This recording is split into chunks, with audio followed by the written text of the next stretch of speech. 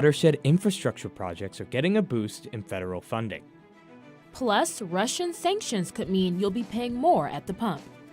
And in sports, a few teams in Hardwood Heroes coverage continue their playoff campaigns. Newswatch starts right now.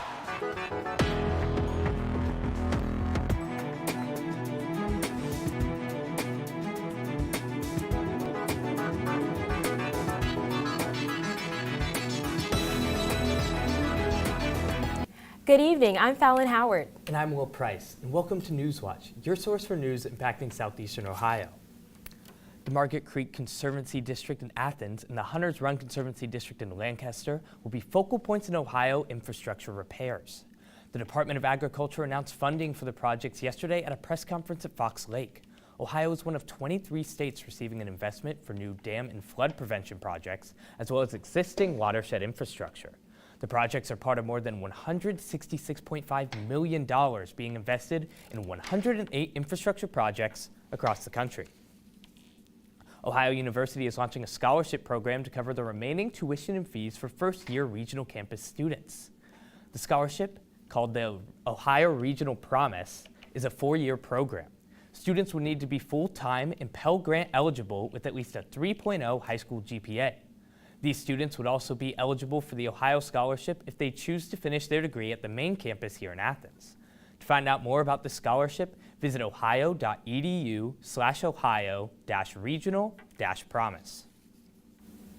A group of Republican voters is pleading with federal court to speed up their lawsuit.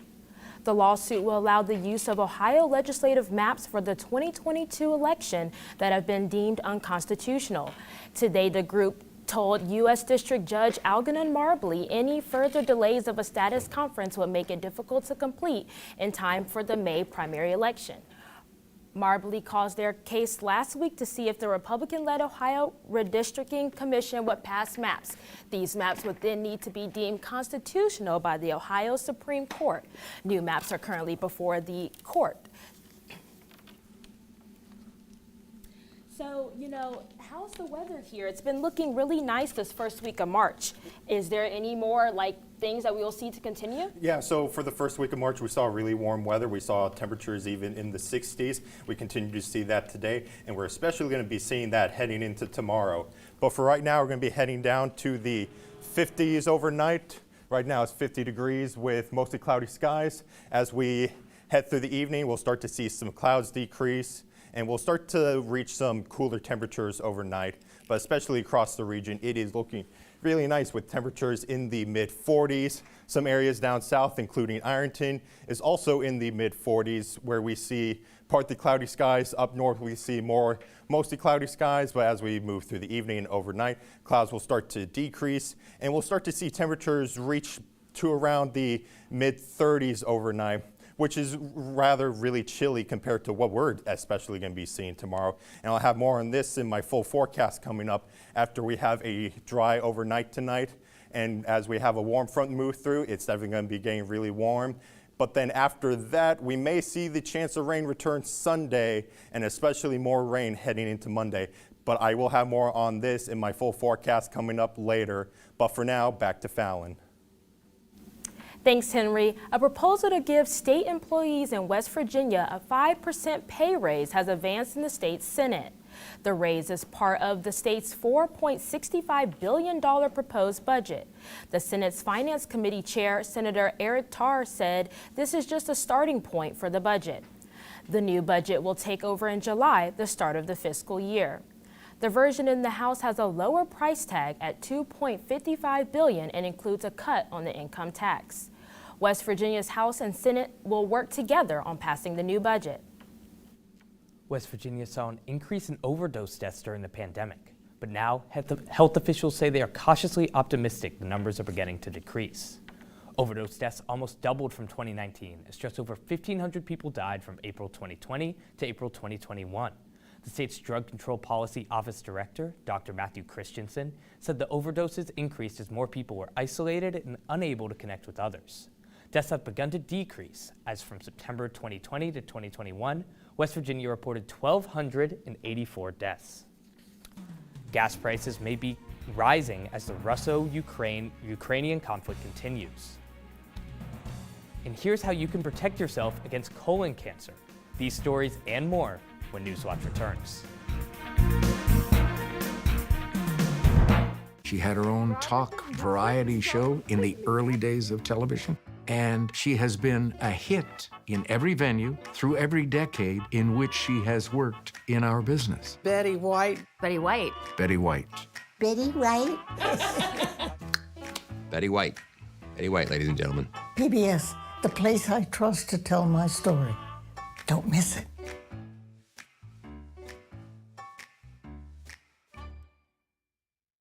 PBS presents Broadway in Concert, an evening with Lerner and Lowe, Broadway and film hits My Fair Lady, Brigadoon, Gigi, Camelot, and many more were created by Alan J. Lerner and Frederick Lowe. Join us for an all-star musical salute with performances by Jen Colella, Aisha Jackson, Aaron Lazar, the American Pops Orchestra, and more.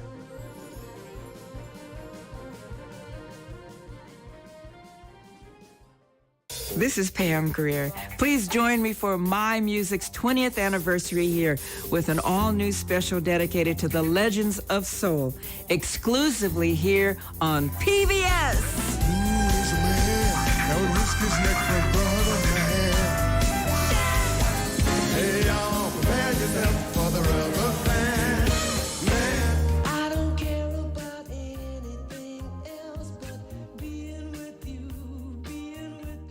In celebration of Ken Burns' film, The National Parks, America's Best Idea, we take a closer look at the story that inspired a new generation of visitors to these national treasures. I think the national parks sort of perfectly represent that. We couldn't have done it without a country that was willing to consider new ideas. Please join me, Peter Coyote, for Ken Burns, The National Parks.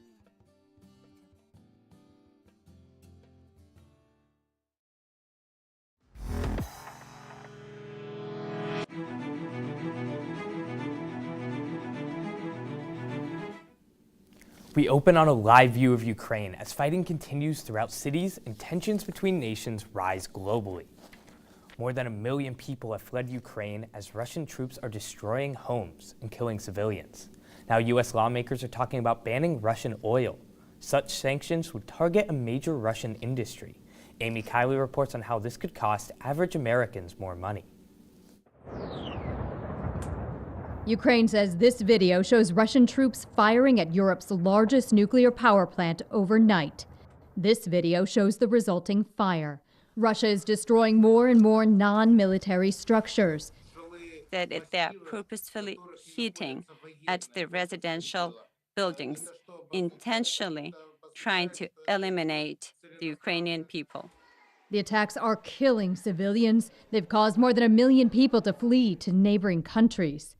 Now some U.S. lawmakers want to hit Russia where it hurts, energy sanctions. I'm all for that. Ban it. Ban the oil. Ban the oil coming from Russia, yep. President Joe Biden says that idea is on the table, but what he does not want to do is topple the global marketplace or impact the American people more with higher energy and gas prices.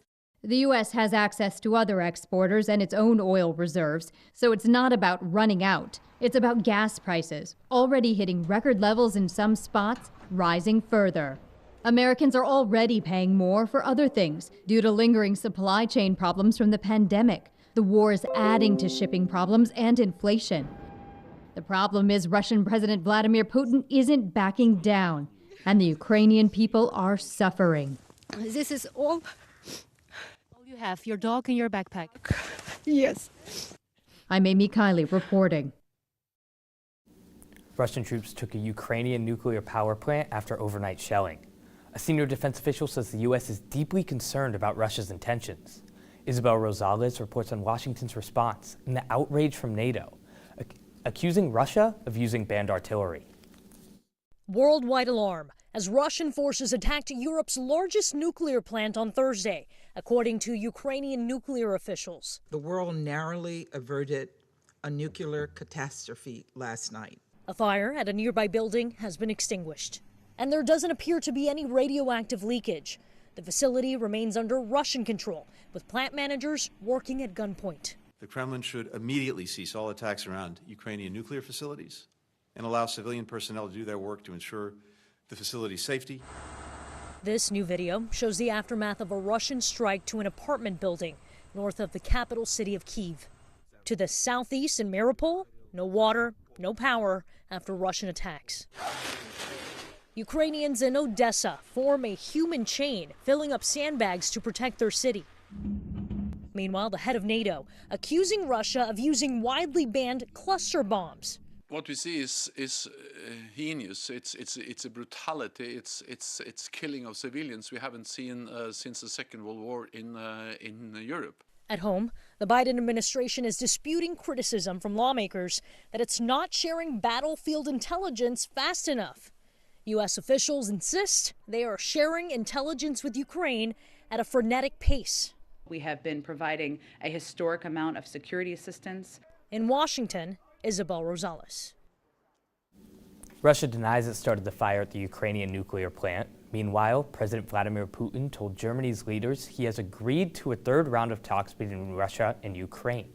The former round of talks did not deliver any of the results Ukraine wanted. The second leading cause of cancer deaths in U.S. men and women combined is colorectal cancer. In honor of Colorectal Cancer Awareness Month, experts are reminding you to take care of your colon. Mandy Gaither explains how to do that. In May 2009, Michael Sapienza lost his mother to colorectal cancer. There is really one reason why she died, and it's because she did not get screened and she did not get checked. That's why he started the Colorectal Cancer Alliance to promote awareness. This type of cancer is expected to cause more than 52,000 deaths in the U.S. this year alone, according to the American Cancer Society. But the overall death rate has dropped the past several decades thanks to screening tools and treatments. Screening can find colorectal cancer early when it's easier to treat. For the general public, the screening age just about a year ago dropped to 45. So everybody that is at average risk should get screened at 45. For those at high risk, talk to your doctor about whether you need to start screening earlier than 45. While there's no sure way to prevent colorectal cancer, there are other ways to lower your risk. One is a diet high in fiber. Two is exercise, regular 30 minutes a day, 5 days a week, like they say, for heart health, etc. Absolutely reduces your risk for colon cancer. Limiting red and processed meats, drinking less alcohol, and quitting smoking may also help, but getting screened is one of the most powerful prevention tools. If you get a screening, you can actually prevent that from happening. You can prevent those adenomas, or what we call polyps, from actually growing into cancer. For Health Minute, I'm Mandy Gaither. There are at-home stool tests that can also help in screening for the disease. You can talk to your doctor about the tests and whether they are the right for you. A woman from Wisconsin obsession with Jeffrey Dahmer leads to a murder. That story still ahead. We're going to be seeing warm weather continue through the weekend, but we will see the chance of rain return for our Sunday. I'll have more on this in my full forecast coming up on Newswatch, but first a look at stocks of local interest.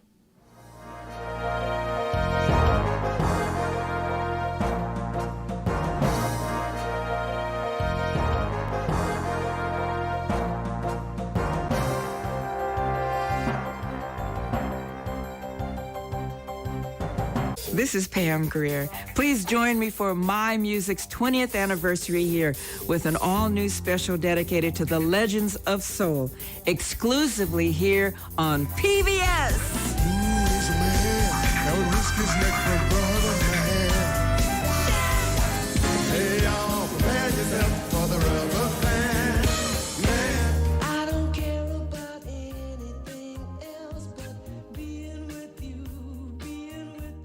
Italy is without crowds, yet busy as ever. In kitchens and workshops, master artisans carry on age-old traditions. We use this machine invented by Leonardo da Vinci. The legacy of prior generations courses through their veins. My family worked the glass since 1650. Experience the passion that drives them. what made me an artist. Love. Love.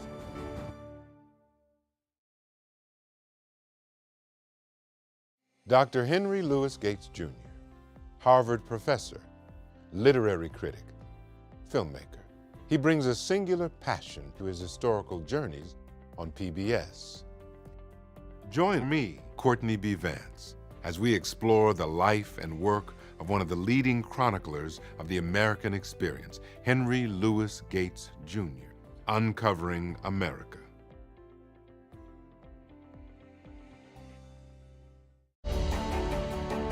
Thanks to viewers like you, we've been able to tell America's stories on this PBS station. Help us continue to tell these stories now and for future generations by including this station in your charitable plans. Supporting this PBS station through a charitable gift annuity is easy. To find out more, call the number on your screen or visit this website. Thank you.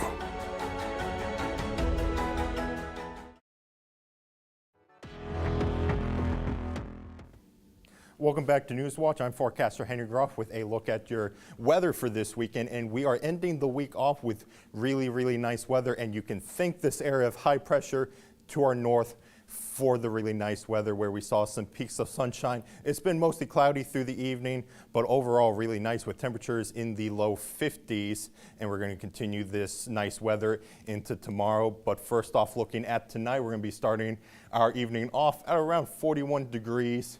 We will start to decrease our clouds overnight, which will allow for some more cooling. So by midnight, we should be at around 38 degrees, but we will be heading to around 35 heading into tonight with partly cloudy skies. Our winds will be calm, and overall throughout the region, we're going to be seeing temperatures at around 41 towards Ironton, and then cooler heading up north at around 31 degrees in Newark, which is below freezing. But it's still going to be really nice heading into tomorrow, where we will be seeing a warm front move up from the south and heading up north. That'll be bringing our warmer weather. We should see more skies clearing, and overall will be sunny tomorrow. Our main threat for this weekend will be this area of low pressure to our north in Iowa, and then heading down south in Texas and Oklahoma, when we will see some more rain coming in for our Sunday. But for tomorrow morning, we're going to be starting at around 41 degrees. Clouds will continue to decrease through the afternoon, and then by the afternoon will be around 64 degrees, but we will be seeing our temperatures hit 75 degrees with winds from the south at around 5 to 10 miles per hour. But if you live in Ironton, we will be seeing temperatures in the upper 70s, really close to 80 degrees for the first week of March. Overall, partly cloudy skies, a little cooler to the north. Cambridge will be at around 71 degrees. But heading through Sunday, cold front will be moving from the north, heading towards our south, where we will start to see the chance of rain increase across the area. Our main threat, this low pressure system off in Missouri, will keep our rain through Sunday and heading into Monday. And across the regions, temperatures will remain warm in the 70s, not as warm as Saturday, but still relatively warm for the month of early March. We'll see plenty of rain through the area. But looking at our 7-day forecast, we're going to be seeing more rain heading into Monday, where we'll see a 100% chance of rain. And sorry that the 7-day forecast has disappeared, but after Monday, we're going to be seeing partly cloudy skies and plenty of sunshine on Wednesday, where temperatures will be back in the mid-50s. But that is it for weather for now. I'm going to be handing it back to Will. Thanks, Henry. A 24-year-old woman is facing charges for a gruesome crime in Wisconsin. Taylor Shabiznis is accused of sexually assaulting and murdering a 25-year-old man in Green Bay. Shabiznis reportedly had an obsession with serial killer and Ohio native Jeffrey Dahmer. Sarah Thompson reports. I think that when people see that in fiction, it's one thing. And then when you find out that it happened in Green Bay, Wisconsin, or Milwaukee, Wisconsin, people just, how could that be? How could that happen here? And that's why we talked with Annie Schwartz today. She was the reporter who broke the story on serial killer Jeffrey Dahmer in 1991 and has since written 2 books about it, Researching a Criminal Mind. And her understanding of that particular case may now become very important.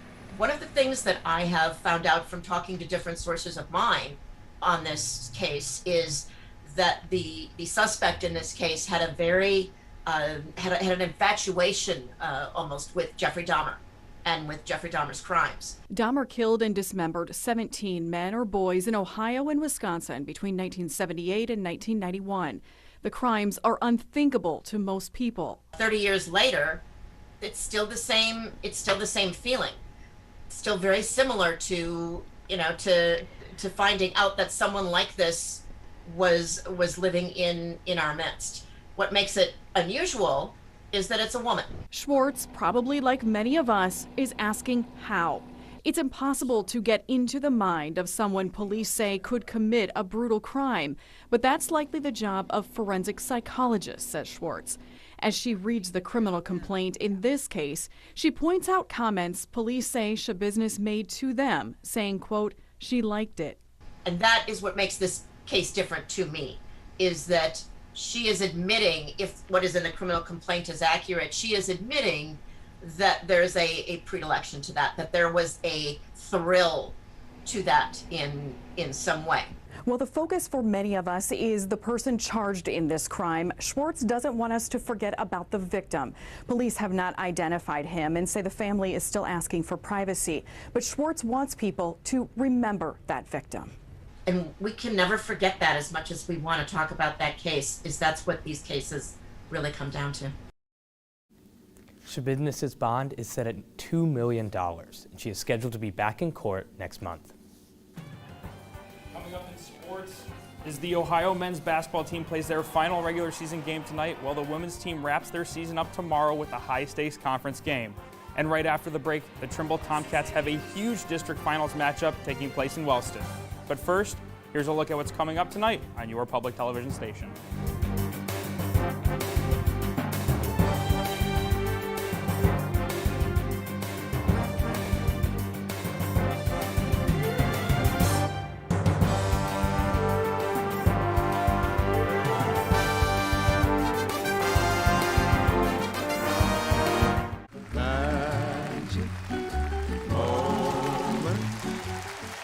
Public television brings back the magic moments from the 1950s.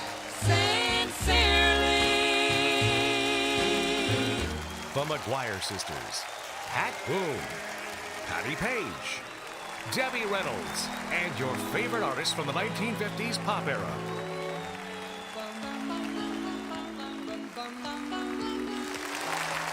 PBS presents Broadway in Concert, an evening with Lerner and Lowe. Broadway and film hits My Fair Lady, Brigadoon, Gigi, Camelot, and many more were created by Alan J. Lerner and Frederick Lowe. Join us for an all-star musical salute with performances by Jen Colella, Aisha Jackson, Aaron Lazard, the American Pops Orchestra, and more.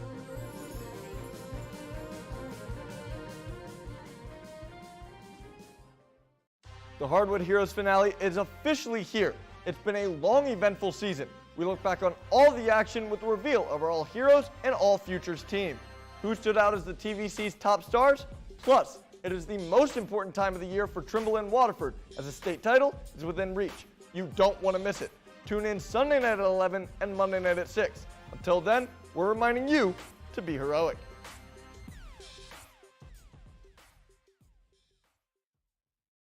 Italy is without crowds, yet busy as ever. In kitchens and workshops, master artisans carry on age-old traditions. We use this machine invented by Leonardo da Vinci. The legacy of prior generations courses through their veins. My family worked the glass since 1650. Experience the passion that drives them. What made me an artist? Love. Love.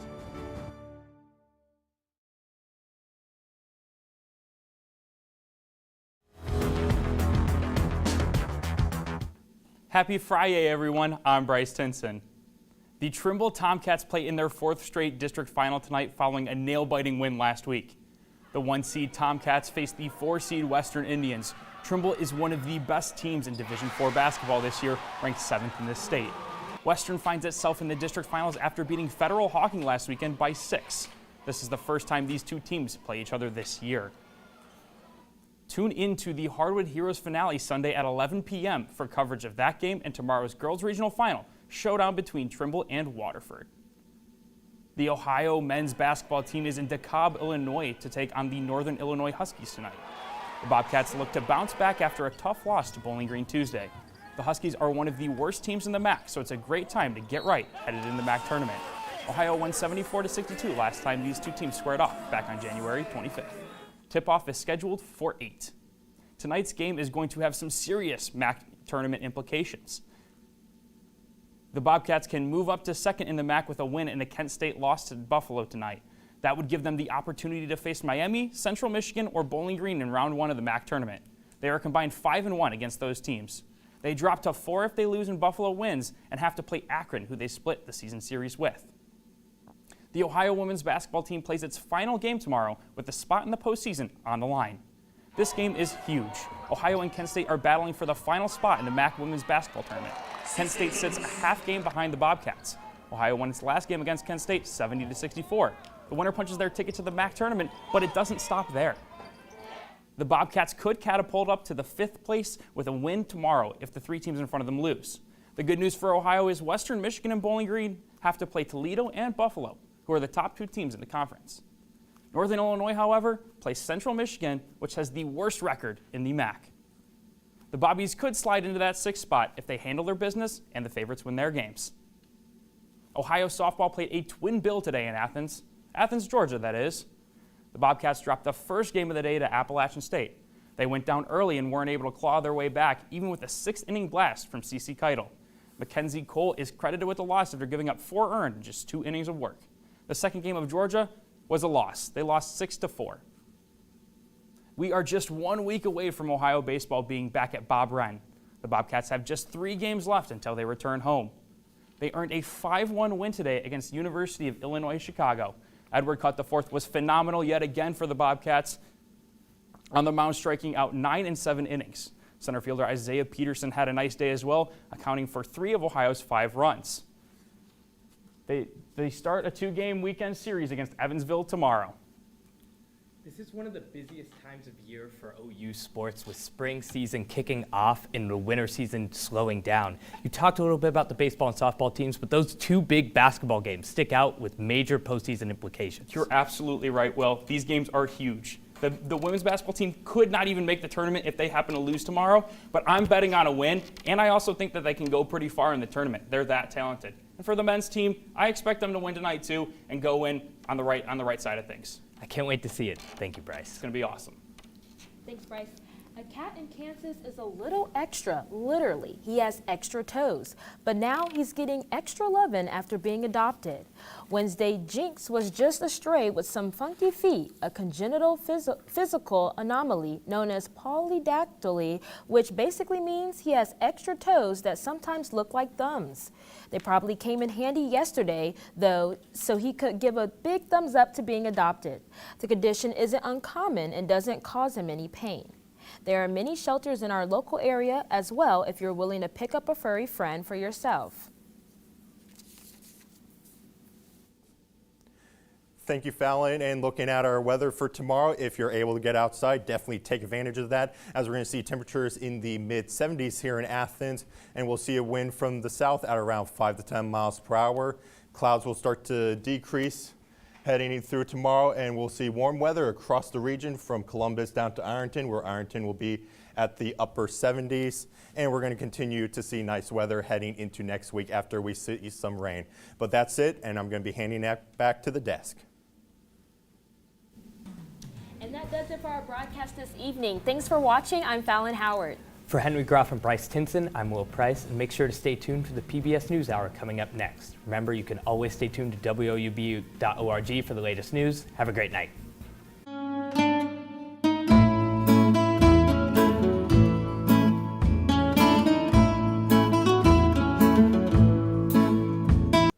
Support comes from Goldsberry Wealth Strategies in Athens and Parkersburg. focusing on helping people achieve a life well lived with a custom strategy. Information at goldsberrywealth.com. Raymond James Financial Services Incorporated, member FINRA, SIPC. Support comes from the Center for Campus and Community Engagement at Ohio University and Give Pulse, a volunteer management platform for nonprofits and volunteers. At givepulse.com.